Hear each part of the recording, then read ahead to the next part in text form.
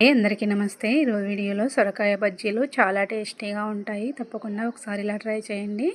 ముందుగా శనగపిండిని తీసుకుందాం. ఇప్పుడు ఇందులోకి చిటికెడు పసుపు, ఉప్పు, కొద్దిగా కారం పొడి, కొద్దిగా వాము వేసుకొని ఇదంతా బాగా కలిసేలా కలుపుకోవాలి. ఇప్పుడు ఇందులోకి కొద్దిగా నీళ్లు వేసుకుంటూ మనం బజ్జీల పిండి ఎలా కలుపుకుంటామో వడలకి అలా కలుపుకోవాలి.